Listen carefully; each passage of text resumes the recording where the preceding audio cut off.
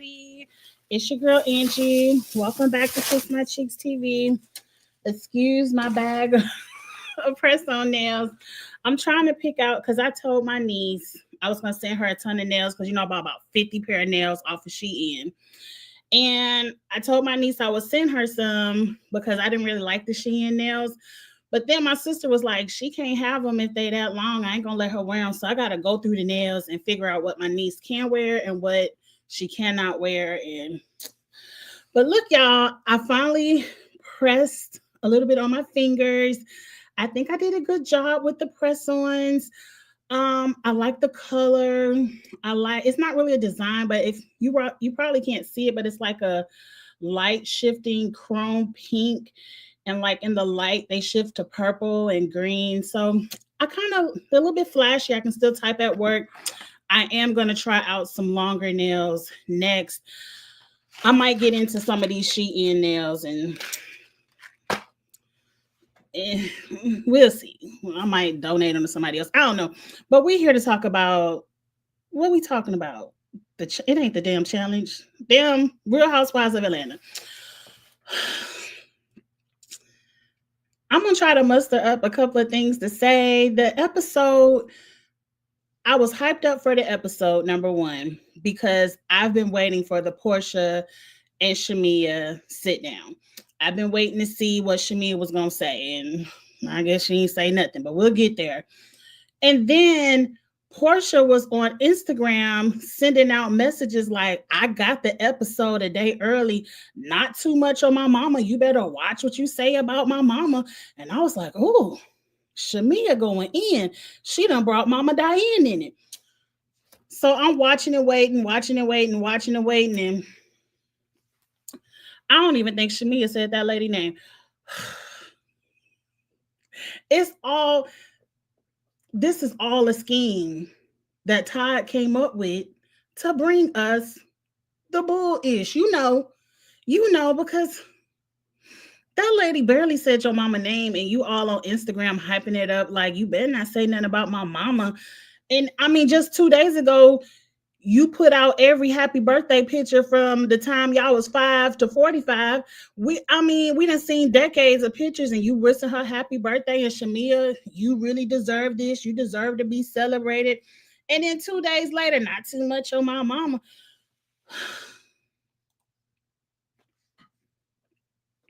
I don't know what's going on with Real Housewives of Atlanta. It's not hitting the way this season should be hitting. Portia, this is your grand return. At some point, you got to put on your big girl panties over that big ass and show us your real life. You was woman enough to go out there and steal that husband. Be woman enough to tell us about him. Tell us how it broke down. Tell us all the scams he run. Tell it. You was all on Instagram flaunting when you had it. Tell us how it went down to lose it. You would have been the star if you would have just been open. But now you just seem like the miserable. Don't say that. It ain't been 10 minutes. You just seem miserable, Portia, and fake. Holding on, putting 20 on 10, trying to make something happen so you can get this check.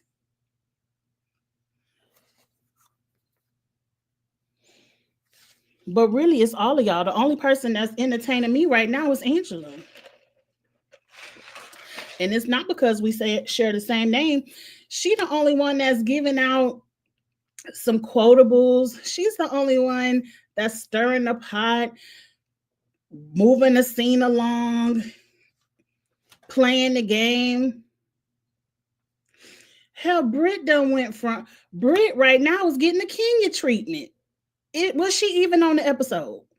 Outside of her showing us them 2 dresses, asking her husband which one, was she even on the episode? Let's talk about this.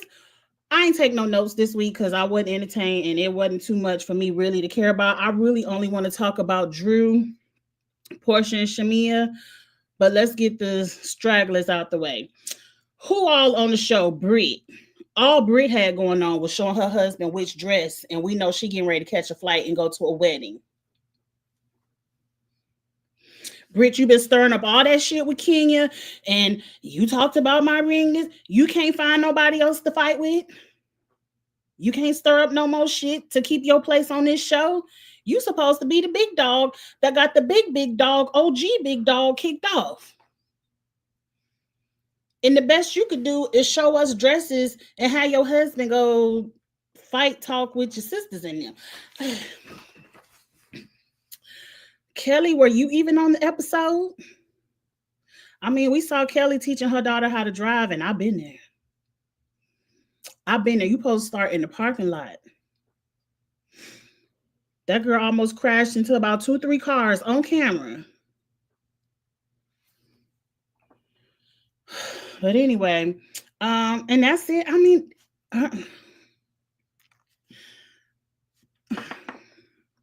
Kelly, what's going on with you and your paperwork? When you gonna tell us a little bit more of your tea instead of hollering out everybody else's false tea? Where that baby at? Why you sleep with that man husband? When you gonna tell us something about what was going on with you?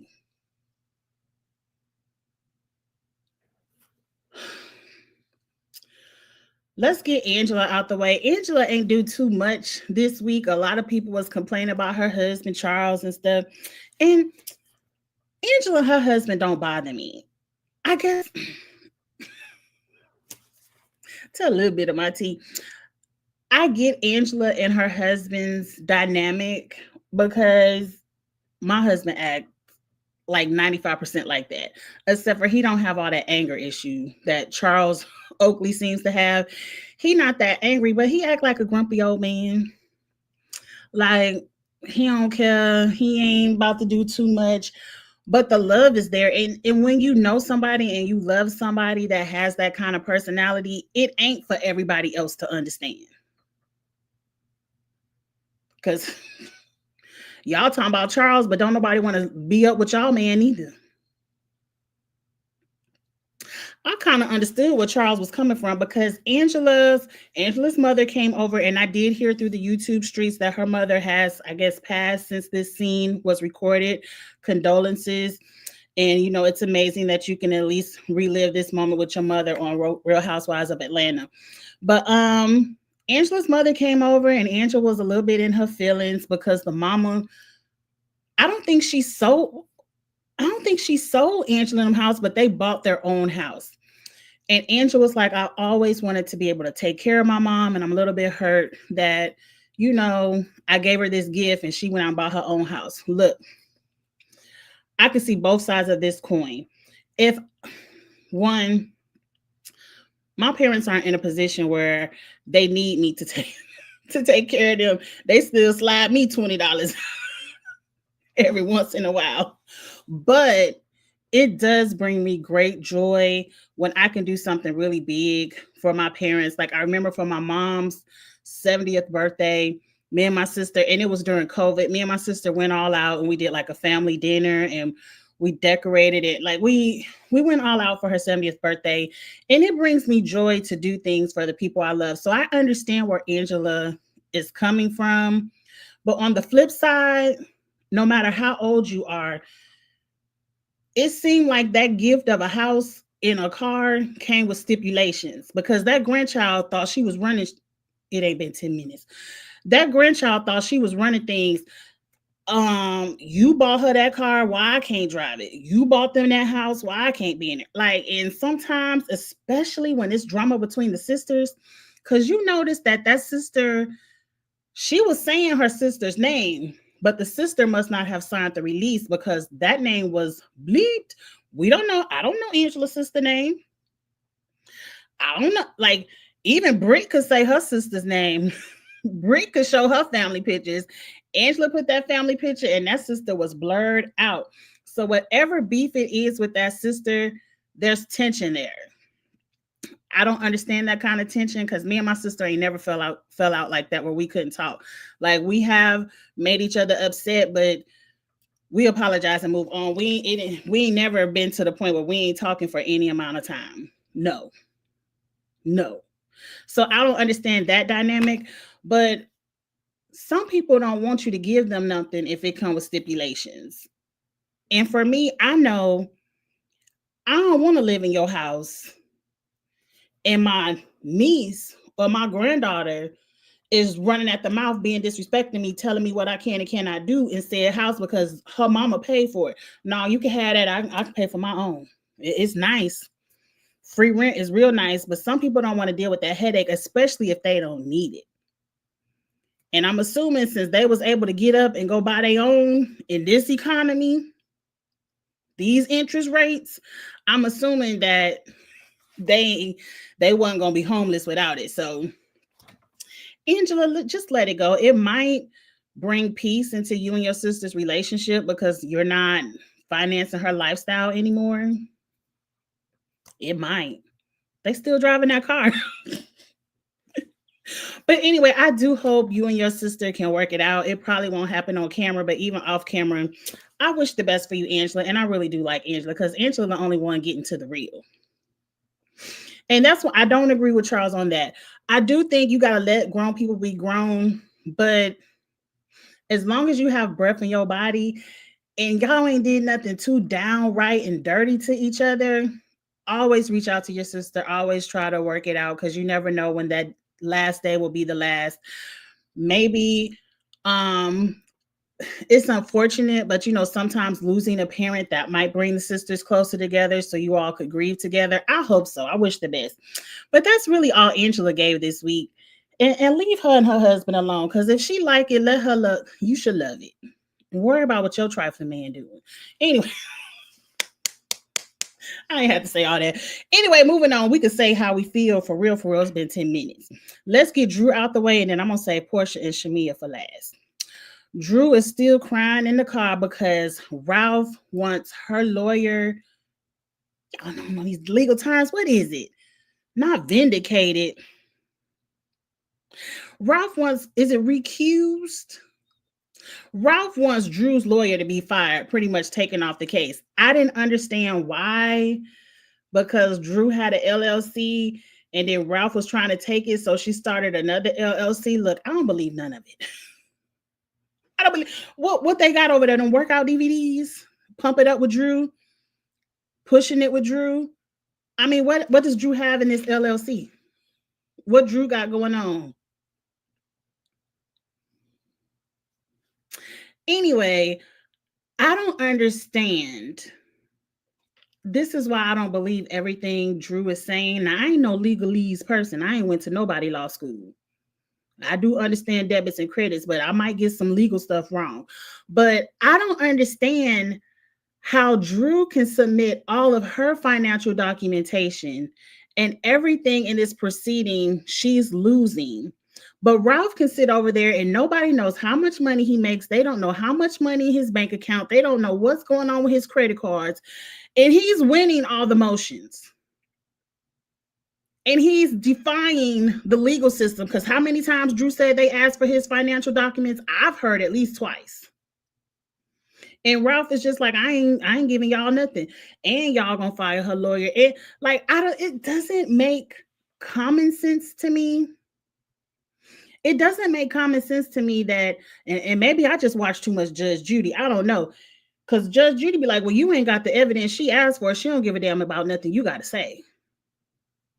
So I don't understand how they're making these financial decisions with only looking at Drew's income and just saying, well, we know he got it. A little bitty, eeny bitty, meeny, miny, mo. Part of me feel like this shit is fake. It does, because it just doesn't make any sense that Drew would want to live up in this house that's clearly in Ralph's name. Because if it wasn't in Ralph's name, he would have been out. And I believe Ralph even said on the show, I went out and signed the name on the house. Drew name ain't on it, because he's that kind of a controlling person, unless that was a lie too. But it seems like Ralph has some kind of control over this house. Do you know how quick? Let's say even if I would have played along where he could live in the basement. I ain't playing that game, but let's say we were playing along with that. The very first time I would have came home and that code on the front door would have been switched up, and I got to wait till you come home at 1:30 in the morning for you to come up out the basement and let me in, because you've been that nasty. Do you know how I would have woke my kids up at 1:45 a.m., packed up a bag? We would have been at the first Holiday Inn Express.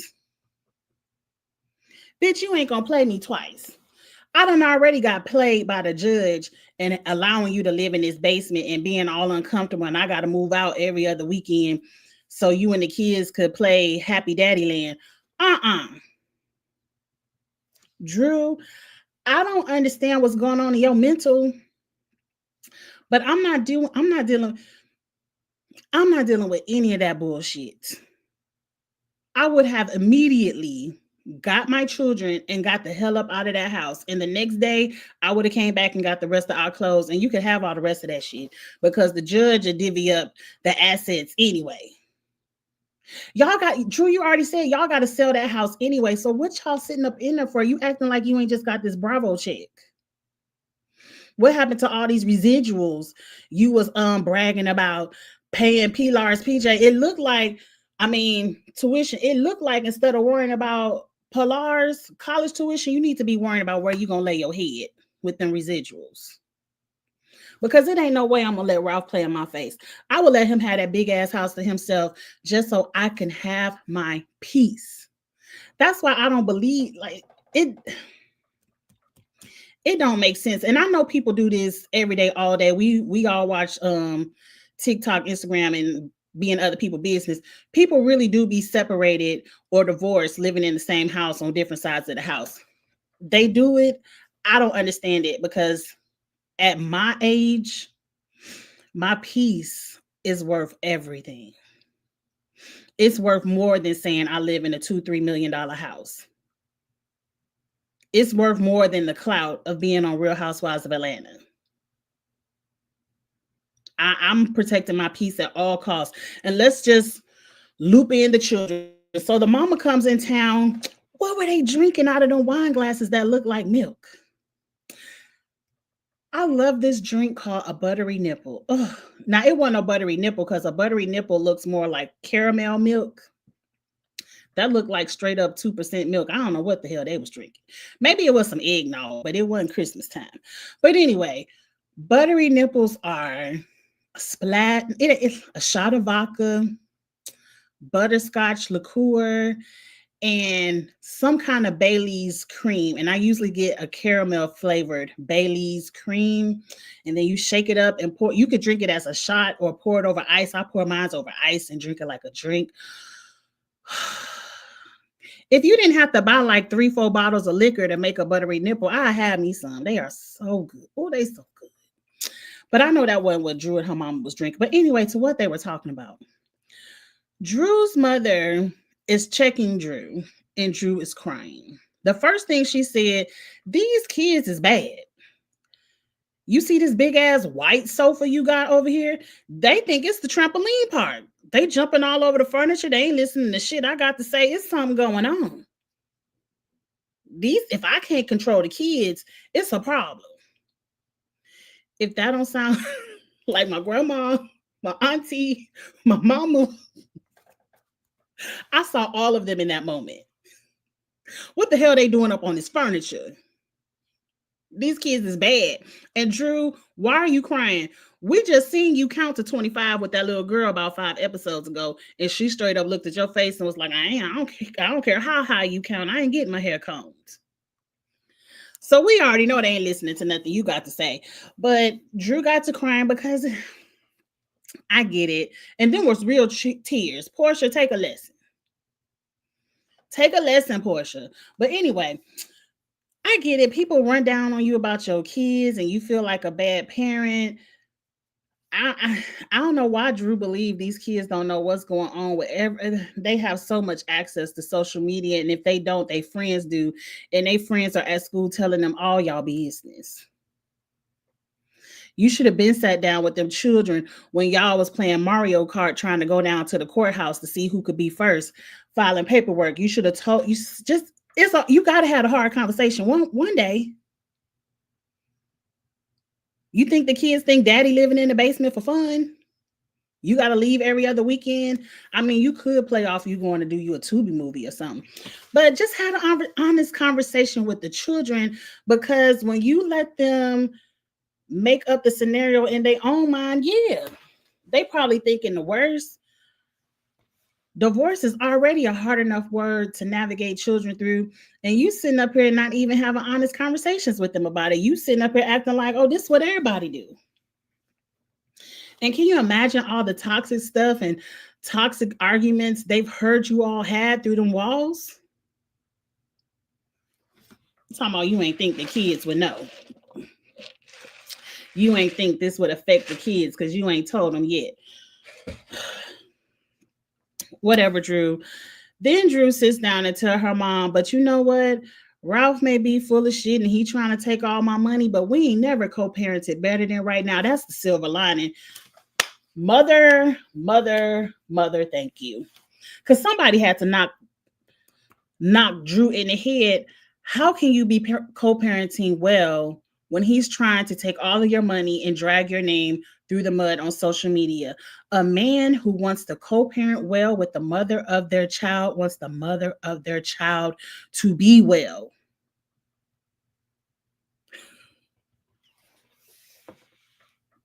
That's why you can't see the signs, because you think you and Ralph in a better place because y'all in the basement. You think that's good co-parenting. Drew, please wake up. Please wake up or drop this storyline if it's a lie. Because it ain't a lie you know how to tell. Thank you, Mom, for having the common sense and beating it into your daughter's head. You're not in a good place with Drew and them children. I mean, with Ralph and them children, if Ralph is dragging through you. Because what? He a good father. Drew already said on the camera, you pay for everything when it comes to the children. So what is he doing good? You paying for all the child care expenses, medical expenses, clothes, probably haircuts, shoes, food, schooling. So because he paying for this $2 million house and living in the basement, you think you're co-parenting well? Drew, your lies don't make sense. And this is why I don't really like Drew on my TV. And I like Drew and I want the best for Drew. But if she can't be real, go ahead and over there to the left with Marlo and Sanya in them. Just take it to the left, because your lies don't make sense. But anyway, I was happy the mama was there to get Drew together. And let's hurry up and pivot to Portia and Shamia, because I only want to give this 30 minutes. I don't want to be long because it didn't deserve that much. I don't know what happened at the beginning of the episode. It's Shamia. I ain't take no notes. Shamia was talking about something, giving a flashback to Portia's mom and her mom having a falling out, but she didn't say what it was. So I don't know what Portia was on God and her feelings about. I could see if she said what it was, but and how you gonna tell somebody not too much on my mama when that was recorded 10 months ago? Like, you think we can go into the past? It's a time machine and we be like, oops, she said not too much on her mama, so let me take it back. Like, if Shamia said it, she said it. But we are talking about Portia here, so anyway, I do recall seeing Shamia's sisters having a conversation about Portia. And it was like, bitch, we've been told you not to trust her ass, and you steady want to run back in her face and play childhood games. Look, Shamia is one of them people that's what they call a glutton for punishment. Like, Portia is doing that to your friendship, and I think you like being hit. I shouldn't say that because I now was refreshed about Shamia's past. I don't mean it like that, but I mean it like that. Like,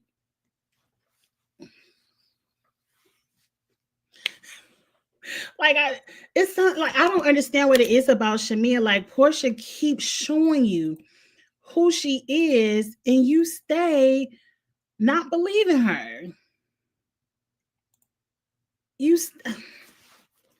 Let's get to the conversation at hand, because this is what I was looking forward to all season. From the previews, I was like, I can't wait for Shamia to say what she got to say to Portia. I've been waiting, sitting here watching every episode, rolling my eyes, cussing people out on Twitter, going back and forth with the roller stands. And I'm like, I just want to see this episode because Shamia finally about to give it to her.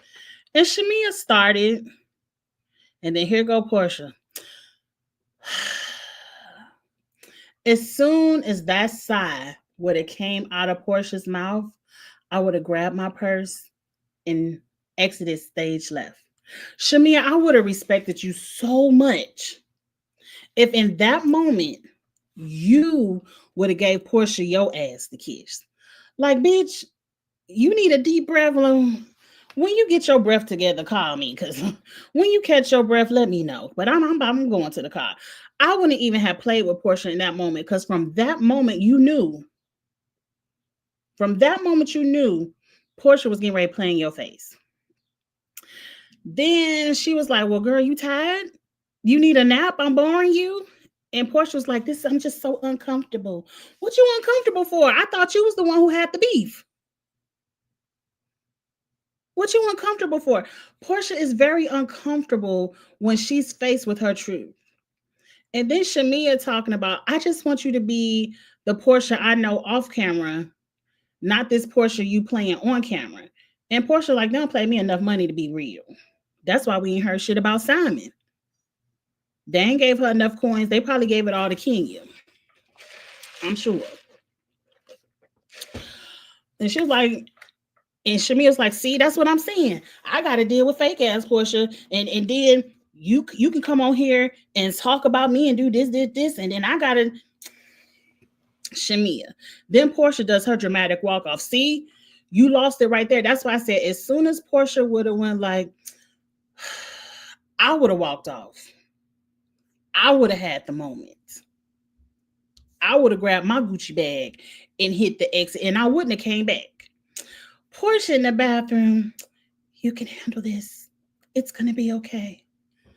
Girl, I see why Candy ain't hire you for no more plays. The acting. Thank you. Thanks, Mom. The acting was trash. It's going to be okay, Portia. You can handle it. The way, as soon as Portia would have went to the bathroom, I would have went out to the valet. Portia would have came back to the table wondering where I went. But see, Shamia, you let Portia play in your face. She been playing in your face for the past 30 years. Why would she stop now? That's your friendship. She plays and you take. She dishes and you shovel it in. People ain't going to change till you force them to change. And sometimes the change is you removing yourself out of their life. Because some people just not going to change. I want to say some stuff. I really want to say some stuff that I'm gonna keep it to myself. I might put it on Twitter. I ain't gonna say it over here on the YouTube. But anyway, they get to talking some more. And what Portia say next? I don't forget. Damn it, I ain't take no notes. I remember at some point Portia turned into the victim. And if you notice how Portia is, she doesn't want to take accountability. Her way of taking accountability is immediately shutting down, becoming a victim, crying, going to the bathroom, giving herself pep talks. She immediately becomes the victim, and then she immediately apologizes. She apologizes to Shamia. She really won't let Shamia get out what she needs to get out. I am so sorry. Please don't let this ruin our friendship. I'm not prepared to ruin a friendship, miss out on a friendship right now. But guess by next episode, she gonna be prepared, Shamia. Once she gets to bouncing titties and ass with Frack again, she'll be ready. She'll be ready to drop you again. She must not have known Phaedra signed her contract yet when y'all had this sit down. But as soon as I'm sure she heard Phaedra signed on, she ain't gonna give a damn about you no more, Shamia. And Shamia, what's hard to watch is at the beginning of this episode, you fought so hard for Portia. When it was like, why she steal that woman's husband? You fought so hard for Portia. You call Angela every Michael Jackson song that reference a nose you could think of. You was doing all the hee-hees in the damn confessionals, fighting for Portia. But when it comes to fight for yourself, you just lay down and you let her walk all over you. They shouldn't call you a lapdog. They should call you the doormat. Because when it comes to Portia, you just lay down and whatever Portia throw out there, you just let her drag it all over you and you forgive. Talking about, let's touch titty to titty. She ain't say titty to titty. She said heart to heart, but that's the same damn thing. I ain't never had to rub hearts with my friends. I don't even rub hearts with my husband like that. We just hug. I'm not the best example. I'm a very unemotional person. I'm trying to be better. I'm trying to be better. But that was the episode. I was so pissed off that this portion in Shamia's scene went flat. This was supposed to be the build up of the seat. Like we were supposed to get the explosion of the season. We were finally, after so many decades of watching Portia treat you like trash, you was finally supposed to cuss her ass out and you didn't. Even if you didn't want to cuss her out, it's finally time for you just to say, look, you've done some things to me in the past that I'm just not over. I'm not over you not showing. Hey, Lemon Kush Pepper, I'm not over you not showing up for my wedding. I'm not over for you allowing Phaedra to say I was sleeping with Candy. I'm not over you dissing my song on episode 2 just because you can't sing and I can. Every time, it would irritate me, but I would just start singing high notes every time Portia came on. Because Shamia, you have the lifestyle, you have the talent, you have the connects. The only thing you ain't got is that big ass overinflated booty that Portia got. So I don't understand why you lay down for her. You the bitch she trying to be. You have the lifestyle that she went over there to Simon and try to get. Like,